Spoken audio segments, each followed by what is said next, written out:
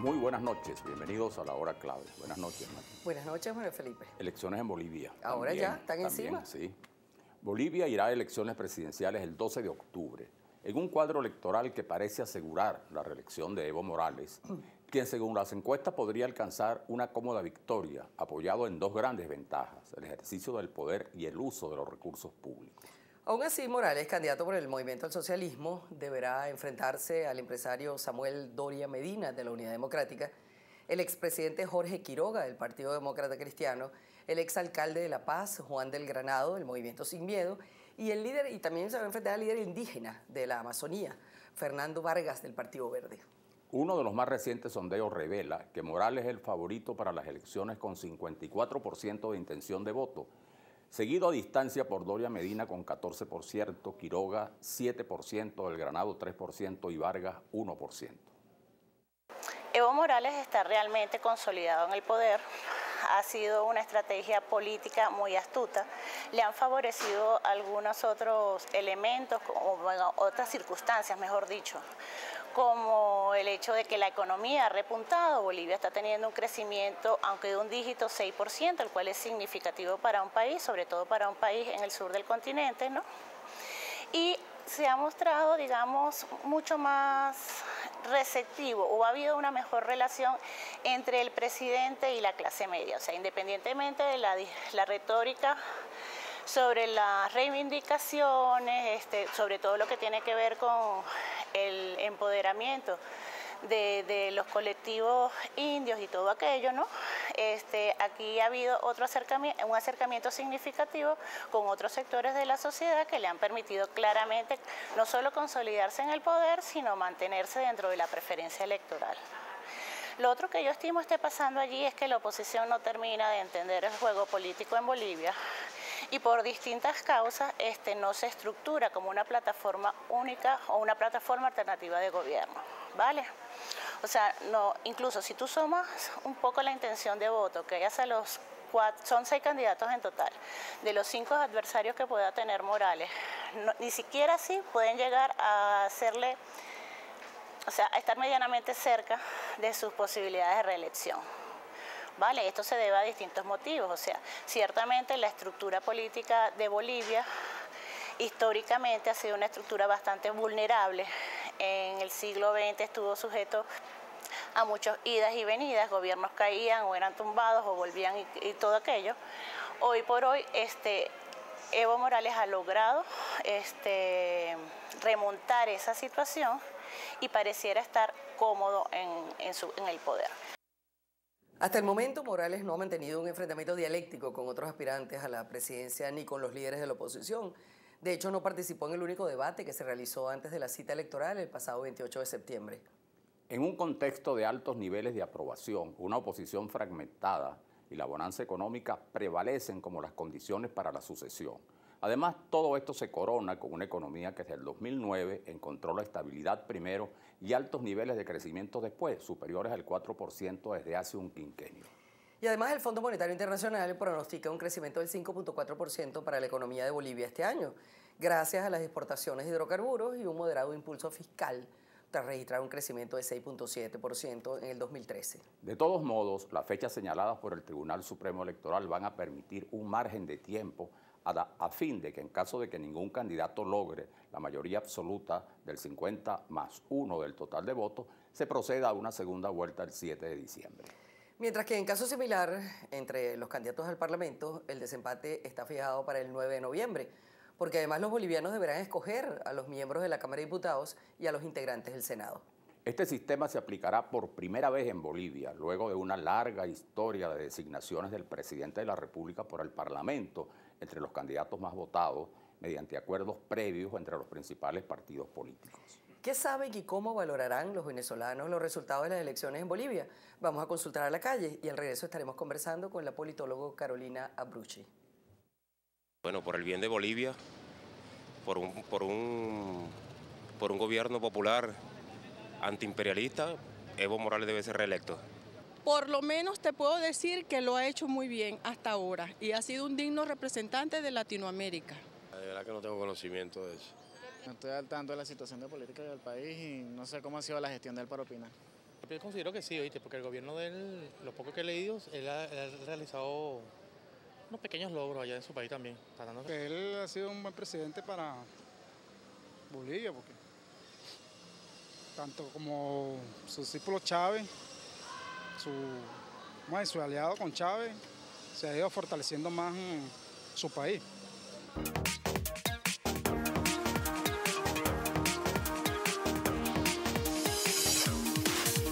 Bueno, estamos con Carolina Bruche, que es politóloga y que es profesora de estructuras políticas constitucionales en la Universidad Central de Venezuela. Bueno, Carolina, estamos viendo el panorama que se presenta en Bolivia, en donde un Evo Morales va a elecciones, hay elecciones generales, el señor va a elecciones y aparentemente no habrá segunda vuelta, porque si todos los partidos de oposición unidos no dan para siquiera rozarlo, eso quiere decir que ahí hay un desbalance tremendo. Sí, sabemos que Evo Morales tiene el control del poder, tiene el control de las estructuras electorales, tiene el control de todo, pero algo está pasando para que la oposición tampoco ranquee allí.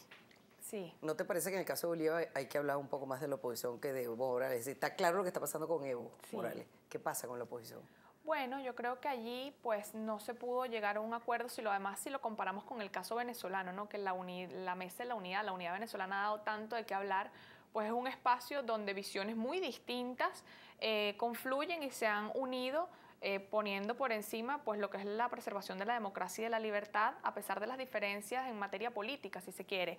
No ha sido posible en el caso de Bolivia, donde además pareciera, por los últimos números que se ven siempre, pues cuando estamos cerca de un proceso electoral, que Evo Morales pues pareciera que se va a hacer nuevamente con la presidencia de la República sin necesidad de ir a segunda vuelta, como tú lo comentabas, porque si el candidato ganador obtiene más del 50% de los votos y todas las encuestas le dan alrededor de esa cifra. 50 más uno le basta. Exactamente, él ya pues quedaría electo como presidente el 12 de octubre y no necesitaría ir a una segunda vuelta.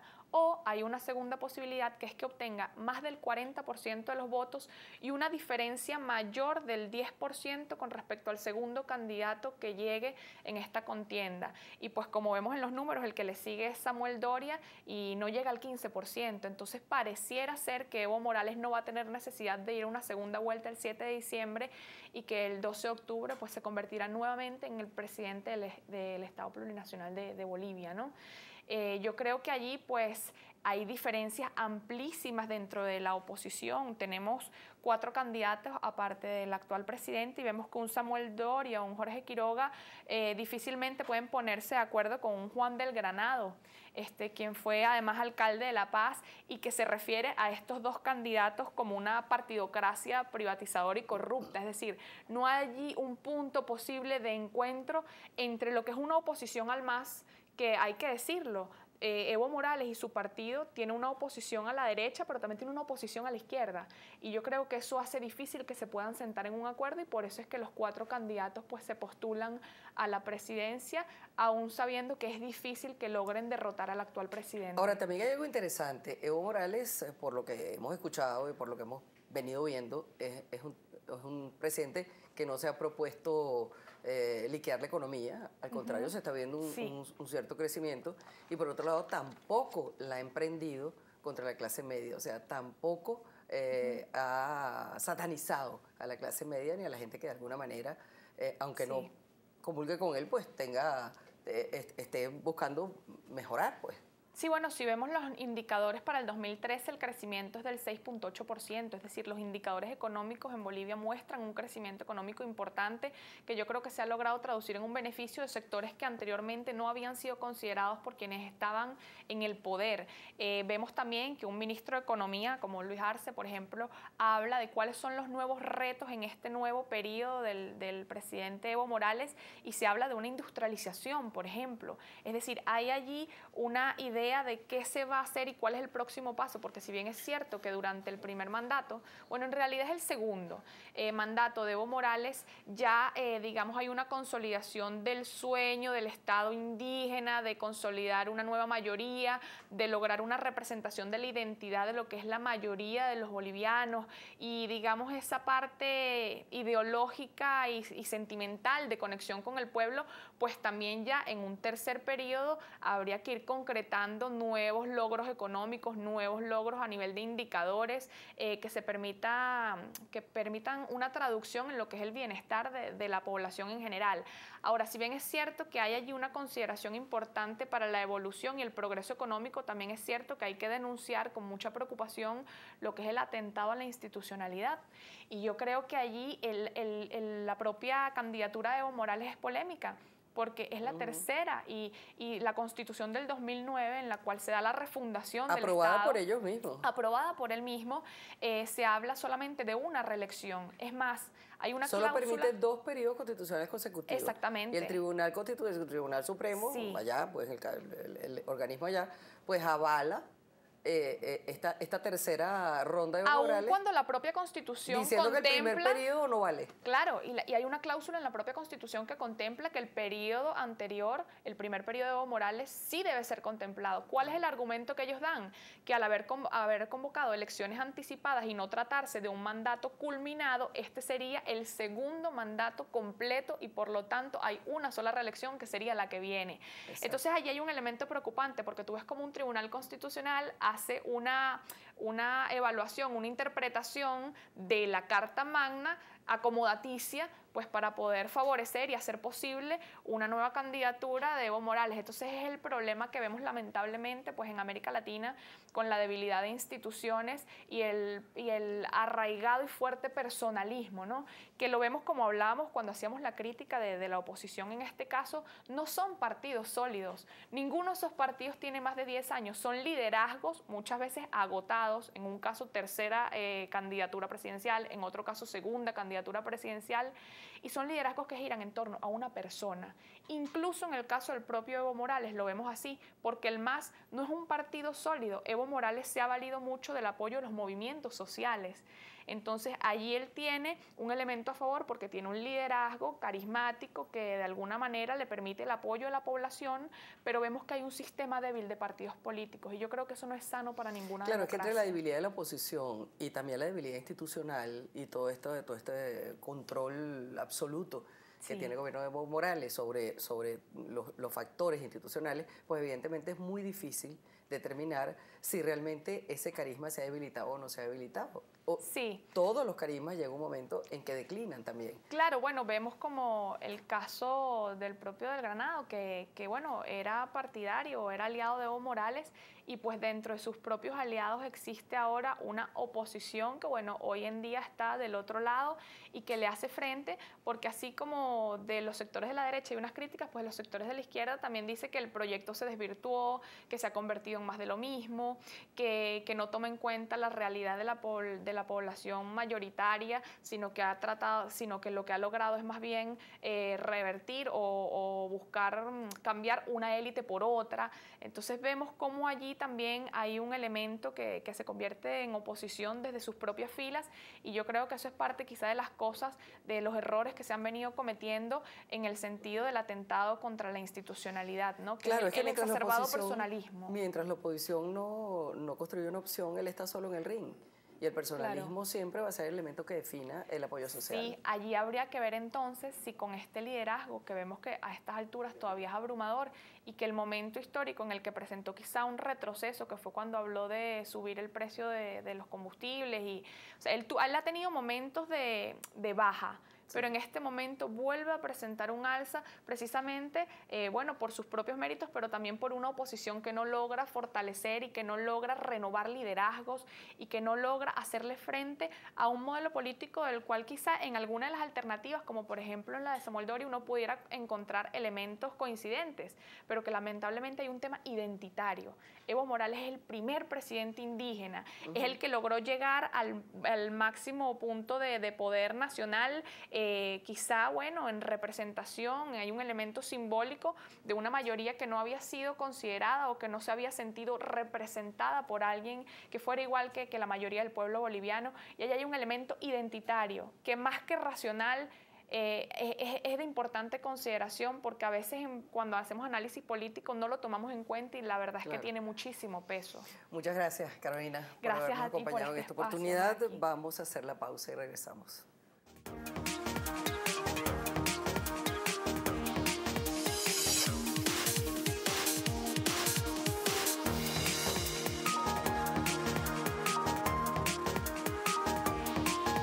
riesgo. Y el primer riesgo que él tiene es un poco enfrentar lo que significa el desgaste de poder. O sea, si 15 años en el poder, por más bueno o por mejores resultados que tú tengas, siempre va a tener un riesgo de desgaste. O sea, la población se cansa de eso y el sistema político se envicia. ¿Entiendes? O sea, eso es un mal, digamos, endémico de este tipo de situaciones. Lo otro, bueno, es el riesgo que como tal hay para la democracia tal y como la entendemos. O sea, la democracia liberal, entendida como que la existencia de partidos políticos, ganando la mayoría más uno, en una contienda electoral con determinadas condiciones. Claro, en la medida que se plantea esta nueva reelección, con la posibilidad de que haya más reelecciones, pues esta perpetuidad en el poder pues ya resulta de por sí un agravante, ¿no? Y por último, bueno, que las condiciones económicas, o sea, ellos están muy bien en cuanto a la venta de materias primas. Ahorita en un mundo en conflicto, la demanda de materias primas está por el techo, pero si por alguna razón se llega a revertir esta tendencia, pues la cosa va a impactar, pues. Pero no solo a Bolivia, sino en general, pero Bolivia obviamente tendría sus consecuencias. Bueno, el riesgo, Manuel Felipe, es que estos líderes personalistas, caudillistas, se engolosinan con estos triunfos y entonces empiezan a manipular, como tienen control institucional y está muy debilitada la red institucional, pues empiezan a manipular los resortes del poder, la legislación, etcétera, y se mantienen allí indefinidamente. Bueno, sí, esa es una característica de los países del ALBA, los principales países del ALBA, porque esos liderazgos se dieron en el contexto de una crisis política, un debilitamiento de los factores opositores tradicionales, de los partidos tradicionales, y además representaron, en el caso de Sudamérica, cierta, como decía Carolina Bruche, una reivindicación ancestral de tipo étnico, que era el tema de los indígenas, que favoreció a Correa, pero que favoreció mucho a Evo Morales.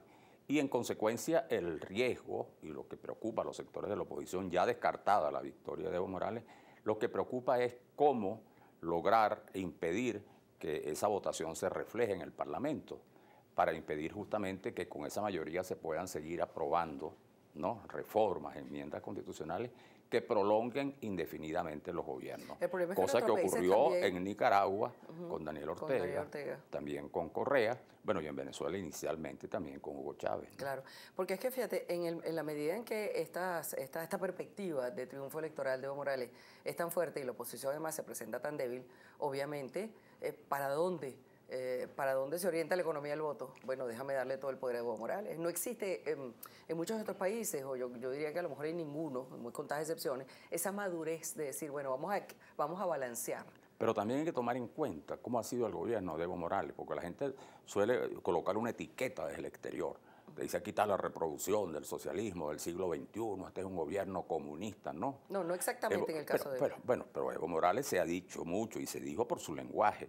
Pero Evo Morales, además del peso natural que tiene la población indígena y en los movimientos sociales, ha logrado cautivar a la clase media porque ha tenido una política distinta a la que se suponía.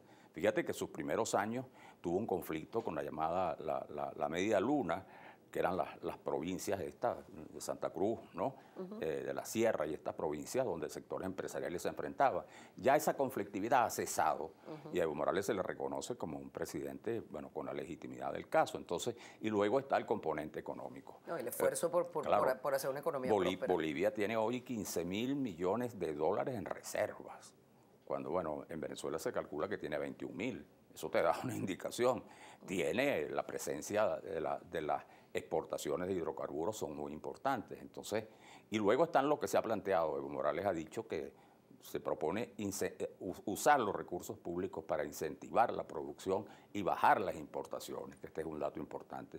Mientras que la oposición, por supuesto, ha planteado la necesidad de que la riqueza petrolera sea compartida con el sector privado y que se estimule también la producción mediante los llamados créditos semillas, que es un plan que ha presentado el candidato opositor, Samuel Doria. Pero bueno, ese es el cuadro por ahora. Esa es la clave. Esa es la clave. Buenas noches.